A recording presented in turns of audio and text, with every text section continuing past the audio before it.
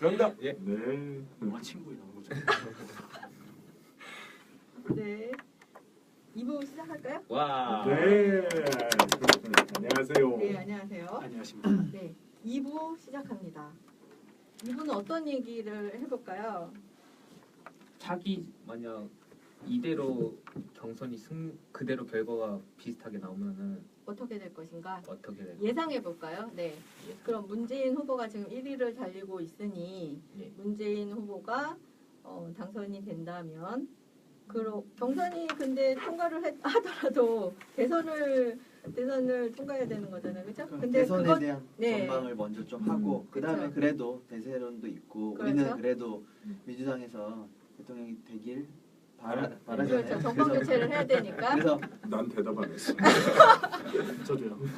문재인 대통령이 탄생하고 그 네. 이후에 국정은 어떻게 돌아갈 것인가 한번 예를 상상해보는. 네. 안희정이 되면 전혀 문제가 없는데 네. 네. 문재인이 됐을 아니 뭐 때 왜요? 발생하는 문제가 문제. 있을 수도 있죠. 우리는 비판적 지지자잖아요. 네. 안 생길 문제가 안 생겼어요. 생긴 문제가 생길 수 있는 그치. 것. 네. 안 그러면 나는 아까 대답했지. 태연 동지도 그렇고. 예를 들어서 그 단적인 얘가 그 박지원 대표가 네. 하신 말씀. 야, 우리한테는 안희정보다 문재인이 더 쉽다. 왜냐면 그것 때문에 표 깎인 것 같은데. 그것 때문에 문재인에게 결집된 거일 수도 있어요. 아, 네. 그러니까 이걸로 그런 노리고 던진 평가도 거예요. 있더라고요. 역선택설도 역선택. 있던데. 그러니까 그런 평도 있어요. 그냥 박지원이 문재인 대표가 되라고 일부러 던진 거예요. 네. 안희정 되지 말라고. 진짜로 그게 훨씬 그럴 수 박지원 있겠네. 대표 입장에서는 그 반문 대 문재인 왜냐면 대결 구도로 정확히 만들어낼 수가 있습니다. 왜냐하면 야권에서는 호남을 다 가져가야 되거든요. 야권이 민주당이 승리하려면 야권에서 승리하려면은 호남에서 표를 많이 가져가야 돼요. 최대한 다 가져가야 돼요. 90%든 맨날 90% 가져갔는데도 저번 대선에 졌거든요. 근데 이번에 안철수랑 문재인이 하면 갈라먹어. 반반 싸움 내지 6대4 싸움이 되잖아요. 음. 그러면은 어떻게 표가 갈릴지 모른다는 거죠. 그 전망에서는 안철수와 문재인이 어렵다는 거예요. 자꾸 왜 그렇게 나오냐면은 호남에서 표가 갈리기 때문이에요. 나 근데 궁금했었는데 네. 호남에서 지난번에 국민의당이 뭐 총선 때는 예. 완승을 했잖아요. 네, 네. 근데 그 지역 정서가 원래 그래요? 떠난 지 오래됐죠. 그러니까 민주당을 완전히 떠난 게 아니에요. 그래서 국민의당 선택한 거지. 왜냐하면은 민주당 그 사람들에는 홀대론이 되게 와닿는 거죠. 왜냐하면 소외받는 걸 되게 싫어요. 호남 사람. 제가 호남 사람이어도 약간 관심 종자 그런 게 있거든요. 소외받는 걸 되게 싫어해요. 지금 좀 전에 그러니까 저를 약간 좀 극단적으로 얘기하면 근데 약간 소외받는 걸 싫어하기 때문에 정치적으로 되게 소외받는 걸 싫어하기 때문에 국민의당이 약간 자기를 대변할 것 같은 느낌이 들었고 그리고 종편에 힘이 있었어요.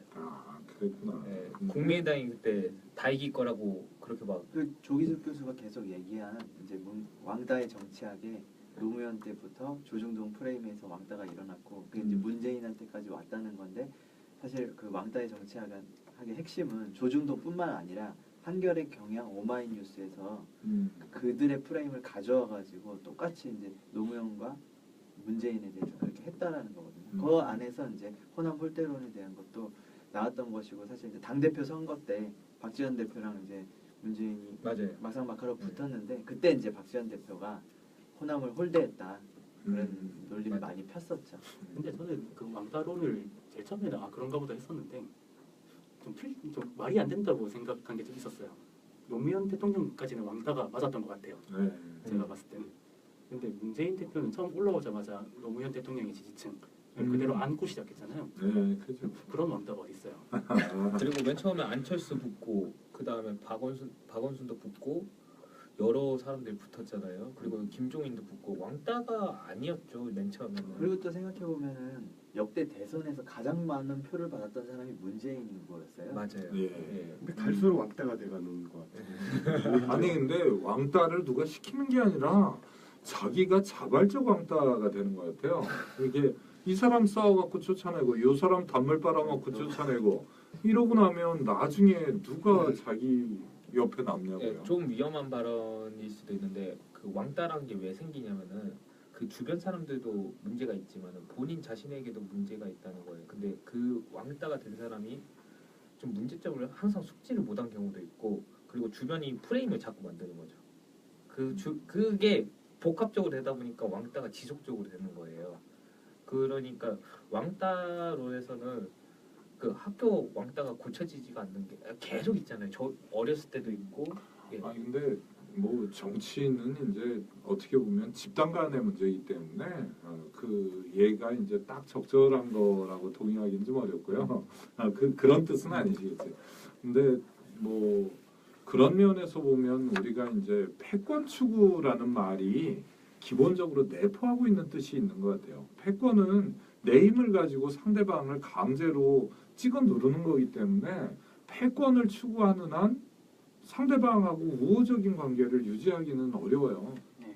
근데 제가 왜 왕따에 동의하지 않는다는 얘기를 꺼냈냐면, 그러니까 결국은 본인 세력을 강하게 가지고 시작한 사람이 어떻게 왕따냐, 이게 첫 번째고, 그러니까 결국 문재인에 대한 왕따가 아니라 세력과 세력 간의 싸움이다. 근데 다만 상대적으로 소수였을 뿐이다. 근데 지금도 문재인의 세력은 전국적으로 보면 상대적인 소수입니다. 그렇게 볼 수도 있네요. 지금 민주당 내에서는 다수지만. 민주당 내에서는 다수지만, 근데 이런 세력을 이끌고 대선에 나갔을 때, 혹은 대선에서 혹시나 승리해서 전국을 이끌어갈 때 문제가 되지 않겠느냐. 혹시나? 네. 그것이 지금 이제 그 많은 분들이 말씀을 하시고 있는 게 뭐냐면은 문재인이 5년을 하고 안희정이 8년을 하면 되지 않느냐, 이렇게 뭐 위로 아닌 위로를 하고 있어요. 문오안팔 뭐 이런 식으로. 그러네. 네. 8년이나 주네요. 그러니까 감동이에요. 개헌까지 해서 네. 그죠. 아유 8년이나 주네. 너무 감사하다. 네. 안바만 네. 되네. 진짜. 그런데 과연 글쎄 이게 가능하리라고 보시나요? 어떻게들 생각하시나요? 일단은 문오안팔이라는 게 네. 최근에 나온 얘기가 아니라요. 네. 오히려 탄핵 정국이 제일 처음에 시작될 때, 네. 그때 사실 나온 말이에요. 네. 안희정이라는 사람을 문재인의 대항마로 생각하지 않았던 않았을 시절. 때, 네. 그쵸. 내가 네. 늦게 알았구나. 문재인이 5년 동안 털을 닦고 안희정이 네. 8년 동안 꽃피우면 된다. 그래서 네네. 지지율이 5% 안팎이었어요. 네. 그때. 네. 어차피 문재인이 하고 나면 문재인의 지지층은 안희정이 다 흡수할 그래서 거니까. 민주당이 이렇게 그 두 번째, 세 번째 준비된 주자가 많다 이런 걸 이제 보여주는 말이었죠. 네, 그래서 애초에 문재인 측은 문재인이 다 이겼다고 생각하고 그냥 그런 얘기를 한 거고요. 그게 최근에 나온 말이 최근에 그렇죠. 오히려 네. 그런 얘기는 안 해요. 지금은 안 하죠. 네, 이제 너는 안 된다는 얘기를 하지. 네. 다시 지지 처리한다. 다시 나와도 절대 안 밀어준다. 뭐. 근데 제가 웃긴 말 중에 제일 웃긴 말이 그때 안희정 후보가 페북에 글을 올렸잖아요. 네. 당신은 원래 차차기로 생각했는데 이제 지지를 철회하겠다. 지지철에서. 근데 지지 철회는 이번에 도전하는 사람인데 차차기를 지지하지 않는다고 철회를 하면 네. 원래 지지 안 했던 거 아니에요? 그리고 그 저랑 여담으로 하는 건 얘기인데, 만약 술 먹고 그런 글을 썼다, 그 술 처먹었냐 이런 그 댓글도 있어요. 근데 만약 진짜로 술 먹고 그런 글을 썼다면은 그 사람은 진짜 무서운 사람이고. 저는 그러면 지지 철회. 술 먹고 그 일일이 다 정리해가지고 오늘 저 그런 사람이라 모네. 오늘. 아니 근데 저는 그 문어완팔 뭐 이 얘기가 나오면 정말 5년을 잘해야 그다음 뭐가 되는 거 아니에요. 지금 그쵸. 뭐 안희정 후보 같은 경우에는 정말 뭐 민주당에 대한 애착이, 자기가 안에서 핍박을 받을 때도 떠나지 않고 그 의리의 어떻게 보면 당원이잖아요. 저는 뭐 제가 민주당원이 아니라고 너무 여러 번 얘기해갖고, 근데 그런 면에서 이제 그 정당제 민주주의 국가를 꿈꾸는 것 같아요. 근데 이제는 이제 꿈이 아니라 사실상 뭐 현실화의 목전에 두고 있기 때문에 그래서 더 아까운 거예요. 왜 그러냐면 이제 문 후보를 제가 좀 반대하는 이유는 패권을 추구한다는 것 때문에 그렇거든요. 근데 패권 추구라는 거는 상대방을 적으로 규정하고 상대방을 찍어 눌러가지고 내 의사를 강제로 강철시키려는 그런 행태를 보일 게 뻔한데, 그거는 문 후보 말고도 앞에 우리가 많이 봤잖아요. 네. 30년 넘게 사실 87년도에 이 지금 있는 이 헌법이 생겨난 이후에 여태까지 어떻게 보면 그 민주적 절차에 의해서 됐다. 민주적이란 말은 되게 좀 광범위한 말인데 적어도 선거에 의해서 그 대통령이 탄생한 거는 분명하거든요. 근데 그때마다 항상 이제 옛날처럼 총든 군인이 이렇게 총을 겨누고 꿀려버릴 수가 없으니까 누굴 잡아다가 고문하고 이 정도까지는 넘어간 역사 단계가 되고 나니까 진짜 국회에서 다수파가 되거나 어떤 의결을 하거나 이럴 때 그 표결이 있어야 되는 건데 결국 발목 잡고 정쟁하고 이것만 계속 반복돼서 일을 못했거든요. 근데 지금 문 후보 같은 경우에는 앞이 보이잖아요. 이 똑같은 패턴이 반복되거나 심지어는 적으로 돌린 세력, 정치 세력이 너무 많기 때문에 그 발목 잡히어서 일을 제대로 못할 게 뻔하기 때문에 그러면 3년 동안은 완전히 무능한 정권이 돼버릴 텐데 그러면 민주당 간판 달고 다음 선거 나가고 그때는 국민이 박근혜 보듯 할 텐데요. 뭐. 예상을 해볼까요? 이 시점에서 우리가 문재인 후보가 그러면 경선도 통과를 하고 우리가 대선도 그러면 뭐 힘겹게든 무난히도 어쨌든 통과를 한다고 예상을 했을 때 과연 어떤 정권이 될 것인지를 한번 예상을 해본다면 예상하는 건 좀 어렵죠. 예측을 해본다면 예측을 좀 그렇게 이게 뭐 뭐 유능한 대통령, 무능한 대통령 어떤 근데 대통령이 될 것 저는 같으신지 그 예측이 너무나 명확히 선명하게 된다. 되는. 너무나 근데 여기 있는 사람들이 다 네. 비슷할 것 같아요, 진짜. 네. 한마디로 말씀해 그리고 보시면 그거는 어쨌든 국민들도 많은 부분 동의를 할 텐데 단 정권 교체가 중요하고 하니까 네. 그래서 뭐 또 대통령 뽑아놓으면 잘 할 수 있겠지 난 막연한 믿음. 근데 역대 대통령이 당선되는 순간 국민들은 그 대통령에게 같은 믿음을 줬거든요. 네. 그래서 당선된 뒤 지지율은 거의 뭐 60% 네, 집에서 그렇죠. 높았었죠. 근데 결과적으로 5년 뒤 퇴임할 때는 5%. 5%, 4%. 예. 국민의 기대만큼 우리가 뽑은 대통령이 역할을 못했거든요. 그거는 그 대통령들의 잘못이 아니라 그 대통령에 대한 기대가 또 너무 높은 측면이 있었고 뭐 대통령 스스로도 권력을 잡은 다음에 굉장히 제왕적인 모습을 보였었던 건데 지금 문재인의 그 패권적 형태라고 하는 건 과거에 대통령이 됐었던 그런 분들과 크게 차이가 없거든요. 오히려 어떤 면에선 더하면 더했지. 예, 뭐 그런 점에서 좀 명확하게 보이고 뭐 지금 어쨌든 5년을 할 수 있을지도 한편으로 의문이 들어요. 지금 설마. 개헌을 요구하는 분들이 굉장히 많은데 개헌에서는 3년 이런 네. 얘기를 그렇죠. 아니, 예. 좀 아까 이제 대통령의 문제가 아니라는 거에 대해서 박근혜는 뺍시다. 아니 음.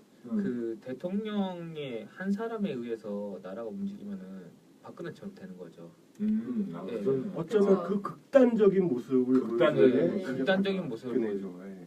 그리고 이명박도 솔직히 그 극단적인 모습 중에 한 그렇죠. 명이었고 그 극단적인 모습이 제대로 작동 안 될 때가 노무현 정부였어요. 그렇죠. 예. 그리고 그 노무현 정부 때 만들어놓은 어떤 법과 원칙이 있었기 때문에 이런 극단적인 모습을 보였었던 박근혜가 결과적으로는 탄핵을 당하고 네. 검찰 수사를 받고 법 앞에 그 모든 사람이 평등하다는 건 어떻게 보면 이제 노무현 정부 네. 당시 이제 그렇게 근데 저는 한국 좀 때 냉정한 잣대를 대자면 사실은 뭐 DJ나 노무현 대통령조차도 그 정권 말기에는 지지율이 높지는 못했잖아요. 네, 낮았죠. 그러니까 예, 예. 사실은 뭐 문재인 후보를 이명박이나 박근혜 같은 대통령한테 비견하는 것보다는 오히려 DJ나 노무현보다 나을 것 같지는 않잖아요. 근데 이제 3년 지나고 그 뒤에 가면 결국은 우리가 앞에 있었던 그 안 좋은 전철을 다시 밟게 될 가능성이 너무할 것 같아요. 제가 또 말이 많아서 아니. 아유, 아니에요. 근데 어쨌든 안희정과 문재인이 가장 큰 차이는 그거라고 생각을 저는 합니다. 그러니까 이제 안희정 같은 경우는 당선되는 게 목표가 아니라 5년 뒤 퇴임할 때 아름답게 퇴임할 수 있는 대통령. 그래야지 그것이 노무현의 전철을 밟지 않고 노무현의 공과를 뛰어넘어서 노무현이 못다 이룬 그 역사를 만들어내는 거라고 생각을 하기 때문에 안희정의 관점은 늘 아름답게 퇴임하는 대통령. 그래서 그 어려움에도 불구하고 이제 대연정을 얘기한 거고 왜냐하면 되고 난 뒤 대통령이 되고 난 뒤 얘기를 할 수도 있는 거 아니냐라고 문재인이 얘기를 하는데 그러면 굉장히 또 어려운 상황들이 많이 닥칠 수 있거든요. 그 모든 것을 국민들로부터 허락을 받고 본인은 대통령이 하게 되겠다고 얘기를 하는 거고 문재인 후보 같은 경우는 대연정은 지금 얘기할 게 아니다라고 얘기를 하는데 목표 자체가 퇴임할 때 훌륭한 대통령이 되는 게 아니라 어떻게든 대통령이 좀 돼보자라고 하는데 너무 포커스를 맞춰져 있기 되고 때문에 보자죠. 되고 보자. 근데 이러면 진짜 문제는 뭐냐면 되고 난 뒤에 허탈해져요. 박근혜가 아주 단적인 예였거든요. 박근혜의 목표는 훌륭한 대통령이 되는 게 아니라 그냥 대통령 한번 되는 거였거든요. 그러니까 대통령이 되고 나니 그 다음 할 게 없어지는 거예요. 이룬 게 다 이뤘으니까. 그리고 저도 지지자들 입장에서도 문재인 후보가 대통령이 되면은 지지자들의 마음도 문재인 한번 대통령 시켜보자는 거예요. 그러니까 목표 자체 정권 교체잖아요. 그렇기 때문에 정권 교체가 되면 되고 나서 사실은 대통령 한 사람이 정권을 잡고 나 가지고 뭔가 자신의 국정 철학을 반영해서 함께 뭔가 좋은 나라를 만들어가기 위해서는 또 자기를 지지했던 지지자들의 관심도 더 받고 더 지지도 받고 그거를 확장을 시킬 수가 있어야 되는데 제가 생각하기에는 사람들은 야 이제 문재인 됐다 끝났어 이러고 하고 정치에 관심을 덜 가능성이 있다는 거죠. 안희정은 저도 사실 긴장되는 부분이 있어요. 또 기대되는 그렇죠. 부분도 있고 뭘 해야 되나. 어떻게 협치를 할까 그렇죠. 흥미로운 부분도 있어요. 네. 그리고 의견을 막 주고 싶기도 해요. 균형추를 맞추기 위해서 또 네. 내 생각이 있으면 내 의견을 더 전달하고 싶어서 그러기 때문에 계속적으로 이제 관심을 갖게 만들고 좀 정치의 건강한 문화를 만들 수가 있고 또 뭔가 지지를 더 더해줄 수가 있고 그렇게 된다는 거죠. 전 근데 민욱 동지가 이제 그거 말고 또 약간 다른 측면도 있는 것 같아요. 뭐 인터넷이나 이런 데서 이제 지지하셨던 그런 분들은 결과가 이제 본인의 목표대로 문재인 대통령이 됐다 이러면은 관심이 좀 줄어들 가능성에 대해서 말씀하셨는데 저는 또 다른 그 문패를 그 유지하고 있는 뭐 그 문캠프에 가입했던 1,000명 넘는 어떤 그 유력자를 추종하는 세력이나 또 뭐 폴리페서라고 하는 교수님들 뭐 이런 사람들은 뭔가 이제 논공행상을 통해서 내 자리를 차지를 해야 될 것 같아요. 그러려고 들어갔는데 대통령까지 됐는데 내가 그냥 자원봉사하고 나올 수는 없다. 그러면 그 자리들을 놓고 또 자기들끼리 그 이권쟁탈을 하는 모양새를 띄게 될 것이고 그런 모양새 속에서 또 국민은 실망감을 갖게 될 거고 그럴 것 혼란스러운 같습니다. 정국이 이어질 것 같아요. 일단은 그 정권 교체가 되면은 어떤 개헌 국면이 시작될 거는 이제 뭐 사실 기정사실인 거잖아요, 그렇죠? 네, 근데 그 개헌이란 게 네. 그냥 맹목성으로 다들 개헌만 하는 것 같아요. 저는 제가 볼 때는 그 개헌에 대해 구체적인 방안이나 제시점을 한 번도 제시한 사람이 없어요. 김종인도 그렇게 제시한 걸 못 봤고 다른 사람들도 못 봤거든요. 근데 어떤 식으로 개헌을 한다는 말인가요? 일단 안희정 후보의 개헌은 지금 지방분권하고 예. 말했는데 다른 의견 다른 쪽에서 후보들, 나온, 예, 다른 후보들이나 그러니까 후보들은 개헌에 대한 구체적인 얘기를 한 적이 없습니다. 그렇죠. 아니 뭐 심플하네요. 심플. 토론회에서 최성 후보는 네. 자치분권에 대한 얘기는 계속 연립 했었어요. 연립정부. 네. 연방제 수준의 뭐 네. 그거 만들어야 된다. 근데 사실 당선 가능성이 높은 후보는 개헌 안 하고 싶은 마음이 또 강할 수 있죠. 네. 그리고 이게 사실 개헌 논의가 나오면 음. 모든 그 권력에 관한 싸움이 그쪽으로 몰려가 버리니까 그래서 이제까지는 맨날 개헌하겠다고 약속해놓고 예, 대통령들이 다 안 네. 지켰었다라고 하는 거죠. 오히려 대통령 선거 안 나가는 사람들이 개헌에 대해서 되게 많이 얘기하죠. 맞아요. 의원 집정부제니 뭐 내각 책임제니 이런 얘기하는데 이게 여론조사를 보면 이게 개헌에 반대하는 사람이 28% 정도 되고요. 그다음에 개헌에 찬성하는데 4년 중임제에 찬성하는 사람 중에 4년 중임제에 찬성하는 사람이 45%입니다. 그런데 개헌에 반대한다는 얘기는 5년 지금 헌법을 지키자는 거잖아요. 그래서 결국은 그걸 다 치환을 해보면 대통령 중심제를 지키자는 게 절반이 넘어요. 근데 국회에서는 의원 집정부제니 내각 책임제니 이런 얘기를 하고 있는 거죠. 아직은 우리나라가 대통령제라는 거에 편하게 생각하고 있어요. 그러니까 어떤 사람이 그러니까 아까도 맥락이 이어지는데 어떤 사람이 딱 자리에 올라가면은 우리는 점점 관심을 잃게 되다 보니까 그 정당 문화도 점점 대선 후보만의 정당이 돼버리잖아요. 그래서 그 안희정 후보한테도 그런 말을 하더라고요. 세력을 더 넓혀서 민주정당에서 세력을 더 넓혀서 다음 대선에 도전해라. 근데 저는 그 지지자로서 만약 안희정이 세력을 넓힌다면 저는 지지를 철회하겠어요. 왜냐하면은 정당 문화가 특정인에 대해서 움직이게 되면은 패권이 만들어지고 그 패권은 또 다른 패권을 부르게 되니까 만약 안희정이 그렇게 한다면 전 지지를 철회하고 안희정이 그대로 간다면은 저는 지지를 끝까지 내 5년 뒤라도 저는 끝까지 할 것 같아요. 근데 뭐 새를 모으는 건 몰라도 새가 모이는 것 자체를 뭐 어쩔 수 비판할 없어요. 수는 없어. 네, 네. 근데 자신이 그냥 스스로 나서서. 나서서 근데 뭐 전략적으로. 지금과 크게 다르지 않을 것 같아요. 그러니까 자발적 지지선을. 지지의 형태로서 안희정을 지지하는 부분이야 뭐 늘 감사하게 받을 것이고 네, 여기 뭐 그 조직화해서 댓글에 쓰신 분들 중에 철회까지는 말고 고쳐서 씁시다 이렇게 그게. 멋있다. 네, 오, 고쳐서 씁시다. 맞아요. 고쳐서 씁시다. 네, 제가 그걸 생각 그렇죠. 못했네요. 네. 근데 요게 이제 요 여담일 수 있는데 아까 이제 정구동 동지가 이 민주주의 원리와 제도에서 그 5번째로 우리 고장은 우리가 다스려. 그런데 이게 이제 어떤 원리가 없다라고 말씀을 하셨는데 아마 알지. 헌법에 음.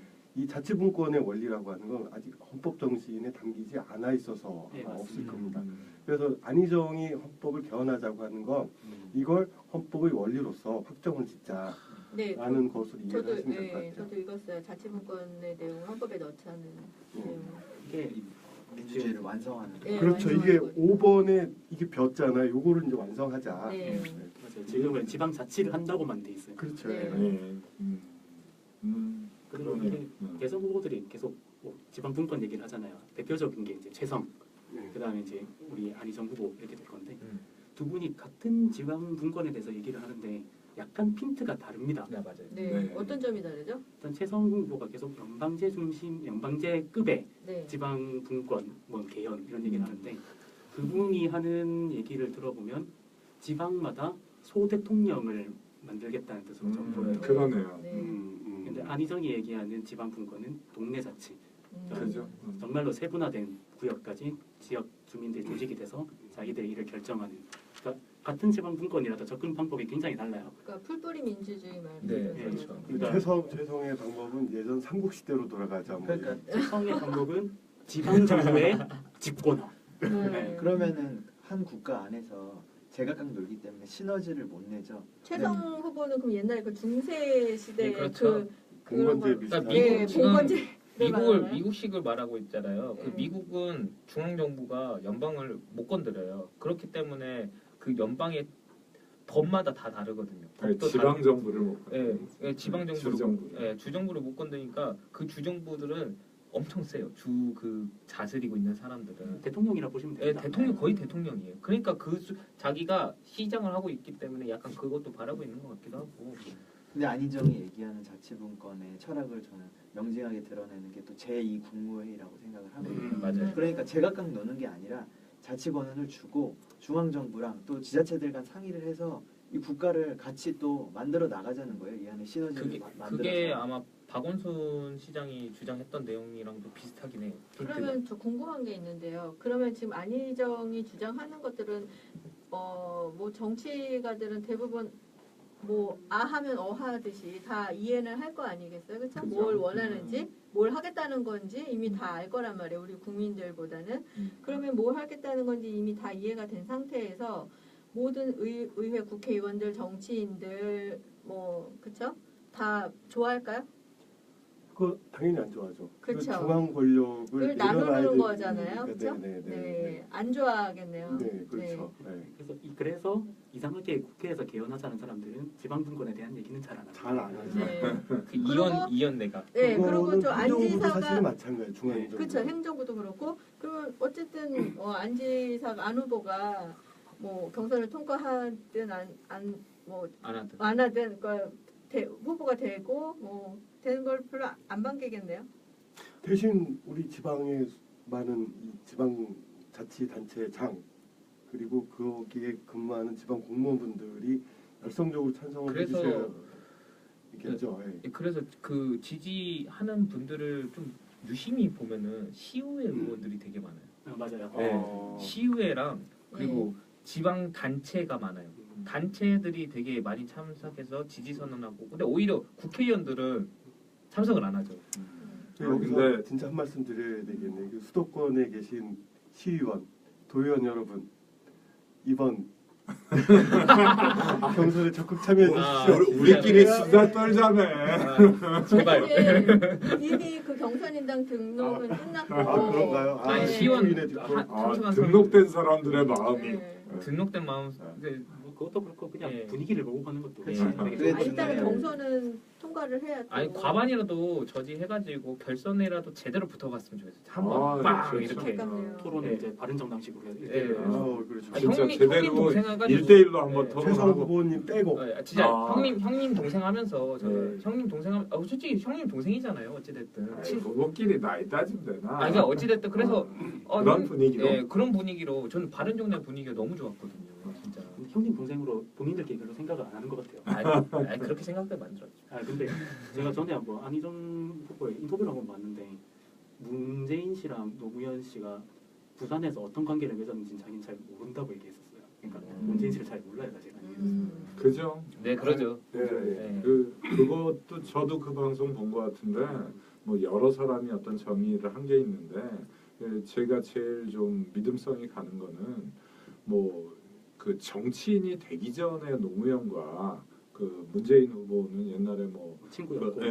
둘 다 또 변호사였고 이래서 이제 정치를 하기 이전에는 둘 사이에 어떤 교류가 있었던 것 같아요. 근데 막상 정치 일선에 나서고 난 이후에는 그 다음에는 안희정이나 이광재나 이런 분들이 노무현의 참모로서 정치 행보를 하거나 이럴 때 어떻게 보면 노무현 대통령이 동지라고 불렀던 것처럼 이분들은 이제 정치적으로 의사결정을 공동으로 한 거죠. 근데 이제 그 의사결정이 공동으로 이루어지지 않고 단독으로 의견이 대립하거나 이럴 때는 물론 노무현 대통령이 했겠죠. 그래서 곰곰이 생각해 보면 안희정 후보님이 문재인 후보랑 같이 일을 해본 적이 한 번도 없어요.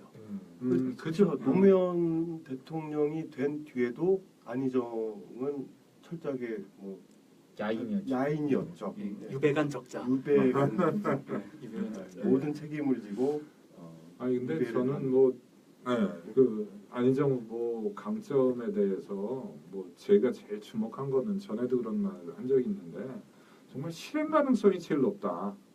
그래서 이론적으로 뭐 이 얘기 저 얘기 다 있고 어떻게 보면 그 초등사회 개념 사전에도 다 있는 원리들이잖아요. 근데 이게 초등학교에 나온 것을 실험한 사람. 네. 이게 이루어지지 않으면 무슨 소용이 있어요? 그 뭐 여러 뭐 이원 집정부제 뭐 이런 거 옛날에 이제 다 배우긴 배웠던 것 같은데 실제로는 제도의 문제라기보다는 지금 헌법도 나름 훌륭하고 한국에 이것만 맞는 잘 것 같아요. 진짜 이것만 그래서 잘 지키면 돼요. 이제 갑자기 그 책 이름이 생각나네. 우리가 알아야 될 것을 유치원 때 다 아. 배웠는데 근데 그런 거를 이 사람이 실천할 사람인지를 어떻게 분별하냐? 저는 기준이 여태까지 실천하고 있었던 사람은 앞으로도 실천할 가능성이 높다고 보고 과거를 보면 네, 여태까지 말로만 하던 사람들은 나중에도 또 말로만 할 가능성이 높을 것 같아요. 그래서 아까 인욱 동지가 말씀했듯이 네.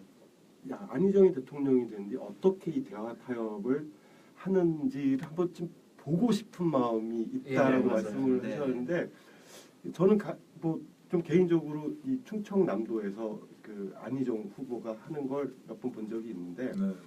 그거를 중앙정부에서 어떻게 할지가 약간은 좀 감이 오는데 참 재밌을 것 같고 거기서 아마 국민들이 초등학교 교과서에 나오는 대화 타협이 뭔지를 진짜 현장 학습을 할 수 있을 것 같아요. 그거를 그걸 좀 봐야 되는 후보 거예요. 홍보 영상에서 보여주면 안 되나? 아, 애들이 책 읽고 있고 아니, 이런 세상을 만들겠습니다. 아니 근데 그것의 결과는 우리가 이미 보지 않았나요? 그죠. 그쵸. 예. 결과는 봤는데 네. 과정을 우리가 못 보니까 아니, 맞아. 근데 과정은 거의- 아시네요. 극단적이었어야 되라 그러는데 뭐 네. 충청남도 의회는 몇 대 몇 정도 돼요? 여당에서 20대 몇? 지금 와서야 3대1 됐고요. 예. 예. 옛날에는 야당이 차지하는 의석이 10석이 안 됐습니다. 네. 안희정이 아, 들어갔을 그래요. 때. 아, 진짜 지금에서 극단적이었어야 예, 돼요. 지금에서 3대 1인데도 지금 이렇게 연가도 허락해 주신 거잖아요. 예. 아, 그죠. 경선 기간 동안에 그 연가를 허락해 주신 그 위원장이 또 새누리당 자유한국당이라 해줍시다. 그런가요? 자유한국당. 네, 아. 자유한국당 다른 정당 될 수도 있잖아요. 아, 그 사람 자유한국당이에요. 아. 위원장이 야. 있더라고요. 오늘 진짜 연설 의식이 때도 문제지. 말씀을 하시던데 그럼에도 불구하고 민주당론과 부합하는 뭐 개혁적인 것들을 많이 관철시켜냈죠.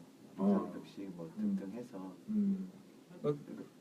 충분히 정치인 네. 예, 분명한데 그- 이것이 예, 충남도에서 있었던 일 하나 문득 생각나는 거 하나 말씀드리면 네네 에피소드 지난번 지방자치 선거 때 그 전에 이제 새누리당의 의원이셨고 그리고 당시 도의회 의장을 하시던 분이 정계 은퇴를 하고 이제 불출마 선언을 했어요. 네.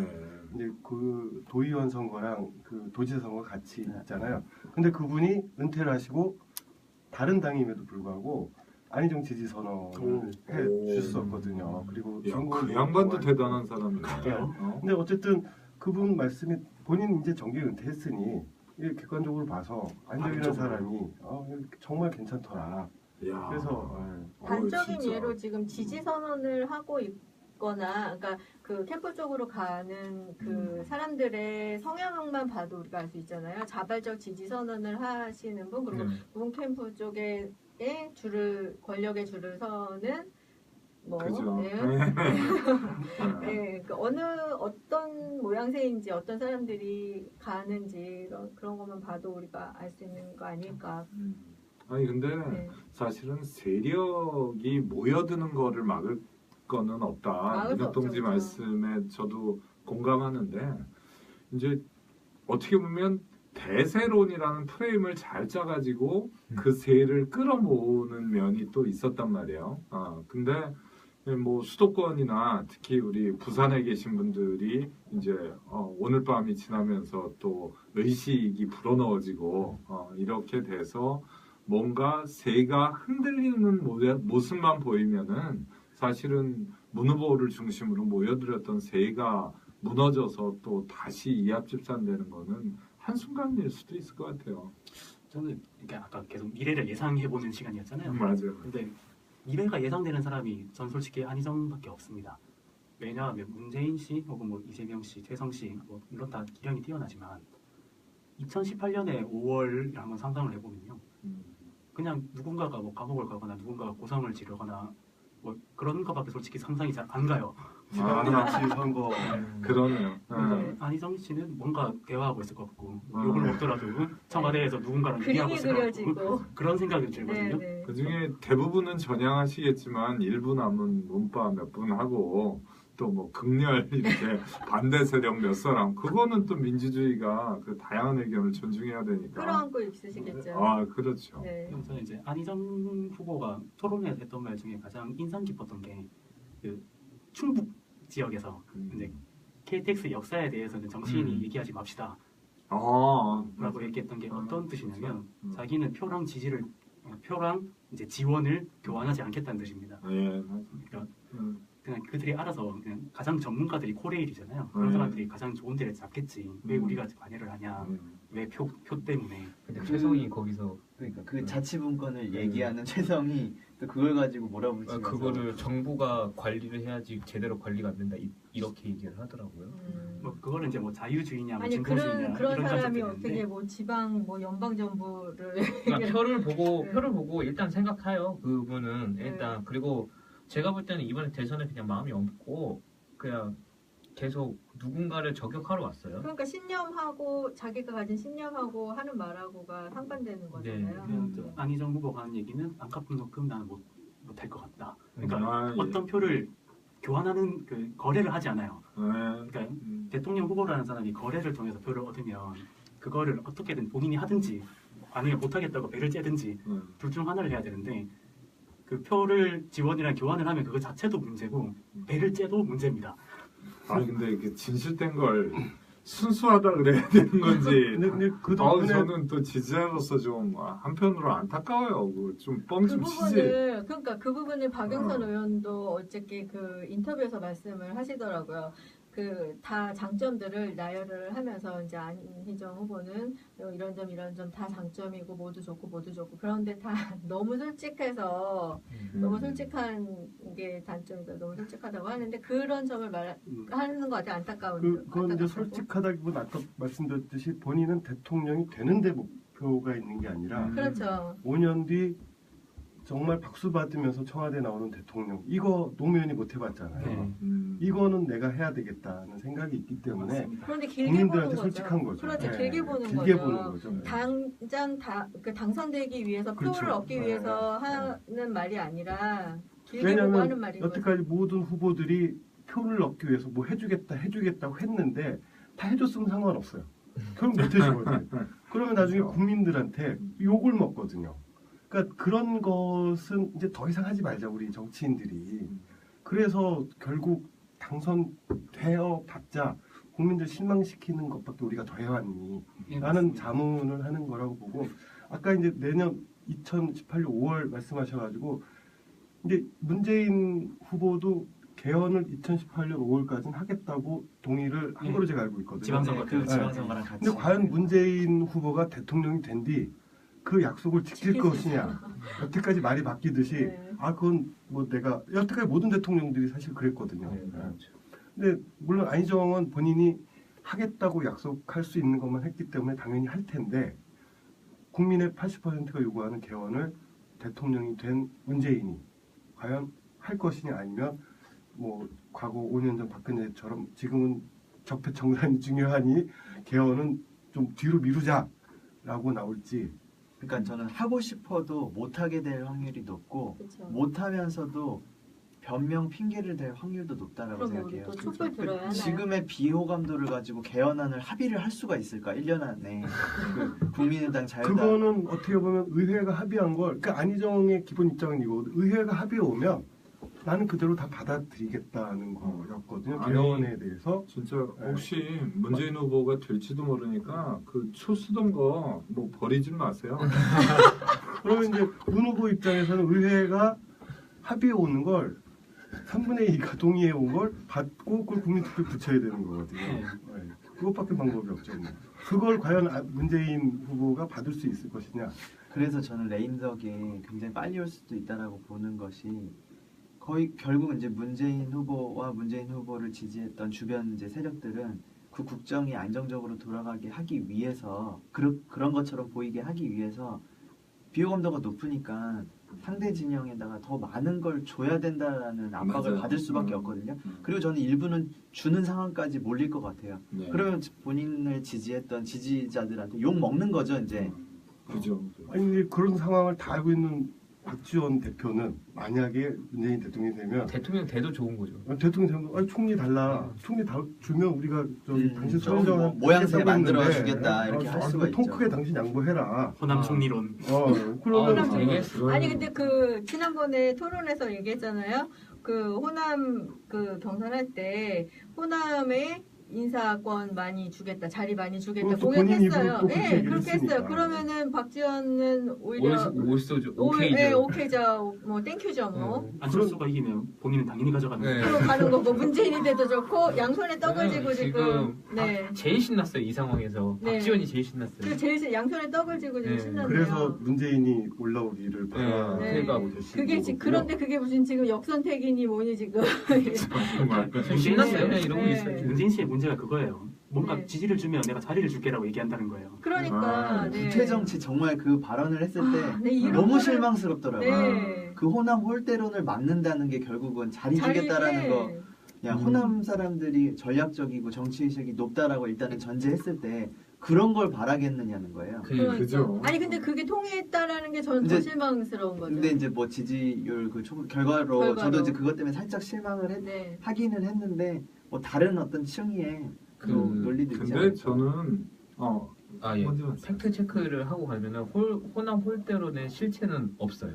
그냥 박지원이 진짜 만든 거예요. 박지원 박지원 그 당대표가 만든 건데 호남 홀대론에 자꾸 이용을 당하니까 아까 말씀했듯이 뭐 자리를 주느니 뭐 인사권을 주느니 이런 말이 나올 수밖에 없게 만드는 거죠. 박지원의 그 프레임이 지금 계속 먹히고 호남에 지금 표가 많이 얻었던 이유는 그 호남 민심은 자기 표가 사표가 되기 싫어해서 그 될 사람을 뽑거든요. 그래서 세력이 큰 사람, 아까 말했듯이 세력이 큰 사람에게 표가 많이 가서 아마 그런 결과가 나올 수도 근데 있어요. 또 여기서 짚고 넘어가야 될 게 만약에 문재인 후보가 경선을 통과해서 대표가 된다고 치면 또 뭐 저쪽에서 뭐 안철수 나오고 또 누가 나올까요? 홍준표, 네, 홍준표 나오고 유승민 씨, 유승민, anyway 그러면은 심상정까지. 아 그렇구나. 그러면은 과연 문재인 후보가 안 될 수도 있어요.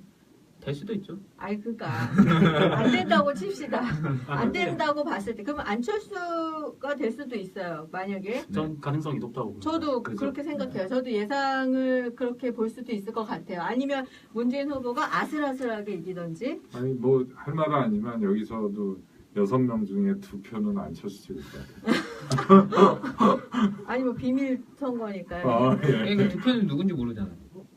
네. 나는 아까 말했어. 비밀 투표 네, 말씀하셨던 어. anyway 그래서 그렇게 할 수도 그러니까 안철수 후보가 될 수도 있는 거예요. 우리가 예상을 해보면은 그러니까 안 될 수도 가능성이- 있는 거예요. 가능성이 되게 높아요. 높잖아요. 예. 근데 보면은 이제 결과적으로 어쨌든 홍준표라는 사람이 자유한국당 대표가 되면 아니 저 후보가 되면 한 15에서 20분 가져갈 거란 네. 말이에요. 근데 나머지 80을 가지고 싸우는 건데 네. 예컨대 유승민과 안철수가 단일화하면 한 3% 가져가는 사람이 대통령이 되는 거예요. 낙관할 수 없어요. 네. 근데 최근 여론조사에서 양자 대결을 했을 때 어차피 그 삐끗했어요. 비슷하게 나오거든요. 네. 그러니까는 결과는 알 수가 없는 거죠. 네. 그래서 지난번 명계남 선생님이 오셔서 말씀하셨듯이 안희정을 뽑아야 과반. 발 뻗고 네. 발 뻗고 개표를 보는데 문재인이 후보가 되면 대선 개표하는 날 불안불안하게 밤새서 봐야 될 것 같다. 더군다나 지금 이제 저쪽에서는 문재인 후보가 되면 여러 가지 지금 많은 검증을 해야 될 것들이 있잖아요. 그것들 지금 검증하겠다고 지금 막 벼르고 있는 시점이거든요. 아니 뭐 그리고 검증이야 뭐 자기들끼리 알아서 한다 쳐도 네. 아까 말씀 듣다 보니까 누구 홍준표가 된다 그러면 미친 척하고 사퇴할지도 몰라요. 차라리 문재인이 되는 걸 막겠다 이렇게 나오고도 남을 리가 같은데. 그 사람은 그럴만 하고 어. 충분히 남을 사람입니다. 아니, 그러면 진짜 양자 대결까지 간다 그러면 뭐 문이 꼭 될 것 같진 않은데. 냉정하게 따져봐도 아까 호인 동지가 호남표를 완전히 반반 갈라가거나 뭐 6대 4로 갈라가거나 갈라갈 거라고 얘기했잖아요. 제가 볼 때는 PK의 맹주는 안철수고요. 그래요. 네. PK에? 네, PK의 맹주는 안철수고요. 제가 볼 때는 어, TK의 맹주는 유승민이 될 겁니다. 네. 근데 그걸 합치면 못 이겨요. 저 PK는 좀 모르겠다. PK죠. PK의 맹주는 제가 볼 때는 안철수가 맞습니다. 그럴 것 같아요. 왜 그러냐면 PK에 민주당의 안티가 또 상당히 있어요. 좀 심하게 많아요. 많아. 그 동네 사람이라. 민주당 안티가 많구나. 네. 그렇지 음. 당에 대한 안티가. 그러니까 아직도 민주당 안티가 많아요. 제 예상에는 PK에서 문재인 씨는 지난 대선 이상의 득표를 절대 얻지 못합니다. 그것도 많이 준 거예요. 지난 대선 때. 그러네. 네. 맞아. 안철수도 부산 사람이니까. 안철수. 부산 사람이에요? 부산 출신이잖아요. 안철수 대학원 때. 부산에서 좀 괜찮은 고등학교 나왔어요. 같은 고등학교 나왔나? 아니야. 저 울산 사람이었어요. 울산. 원래 그 지역 이름 붙은 학교가 되게 좋은 학교잖아요. 그런 학교 나왔어요. 그렇구나. 그래서 저도 요즘에 안철수 씨를 보면은 안철수의 새 정치는 사실 이제 헌신짝이 돼버렸고 안희정이 얘기한 게 새 정치였다라는 걸 제가 깨달았는데 네. 어쨌든 경선이 문재인 씨가 승리되면 안철수가 최소한 다시 새 정치로 보이진 않더라도 새 안철수로는 보여진다고 이미 저는 생각이 네. 되거든요. 그러면은 사실은 뭐 충분히 힘들죠. 경쟁력이 네, 있죠. 경쟁력이 있죠. 힘든 건 아닌데 저는 힘들다고 보는데. 저는 문재인의 그 세력이나 문재인의 표는 아직 안 죽었어요. 그 문재인의 그 힘은 아직 있어요. 그 지금 경선에서도 나오고 있고 아직 그 국가를 민주당 지지층과 그리고 그 민주당의 촛불의 힘. 촛불의 힘도 있고 그리고 그 될 사람을 뽑는 사표가 되게 어려운 사표가 그 되는 심리 것이죠. 있죠. 그 심리가 되게 그 문재인에게는 작용하기 때문에 문재인은 그 아직은 대세예요. 근데 안철수가 만약 단일화가 되고 뭐 어떻게 되면은 해볼 만하다 이렇게 되는 거죠. 김종인은 어떻게 되는 건가요? 지금? 김정인은 본인 나가신다고 하시던가. 사무실 뭐 80평짜리 얻었다고. 아, 돈은 많으시니까. 그 김종인이 힘을 그러면은 본인이 나간다고? 근데 네. 김종인은 네. 대선 주자보다 킹메이커가 진짜 어울려요. 아니 근데 그러다가 제가 누구한테 힘을 실어줄 네. 수도 네. 있잖아요. 지금 그 방법을 그런 택한 것 것 같아요. 같아요. 출마를 해가지고 네. 자기가 메신저 역할을 하면서 판을 여기 하겠다는 키우겠죠 아마도. 네. 아니 어제 중앙일보 사장도 그 있잖아요. KBS인가 뉴스가 나오더라고요. 근데 그 제목이 뭐냐면 반패권연대야.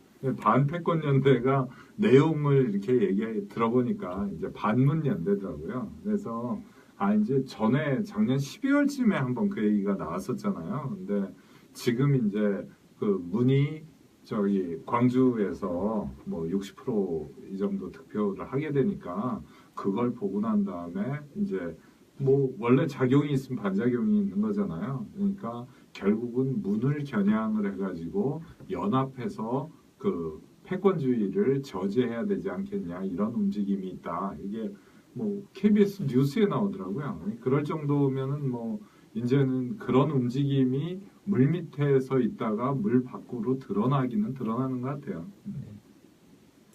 네. 그러면 걱정이네요. 문재인 후보가 돼도 걱정이고. 뭐 안희정이 되면 됩니다. 네. 그쵸?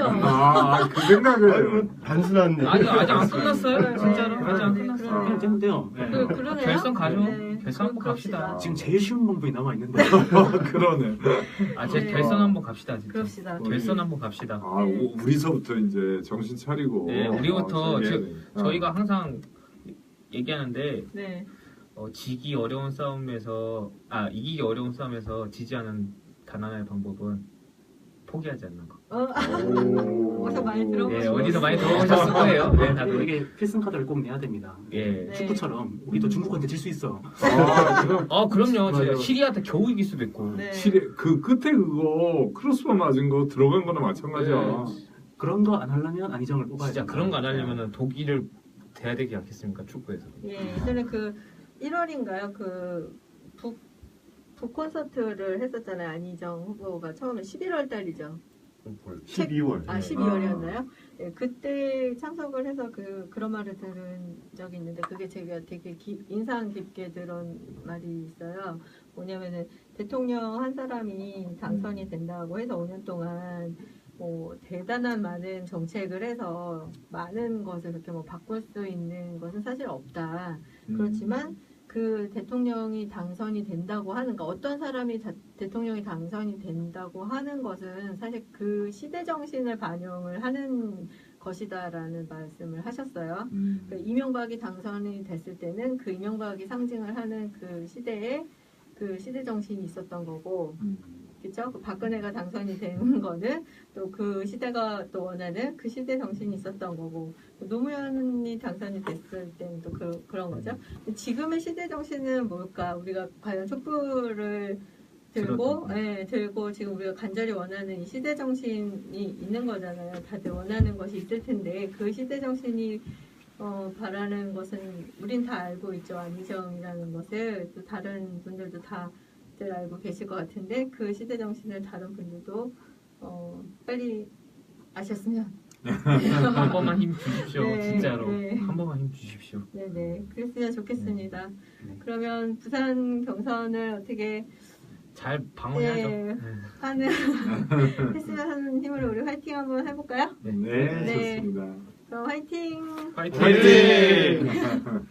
네, 그러면 이렇게 2부 방송을 마치겠습니다. 그럼 다음 주 수요일 날 다음 방송 기다려 주시고요. 2부 방송 마치겠습니다. 네, 감사합니다. 감사합니다. 반응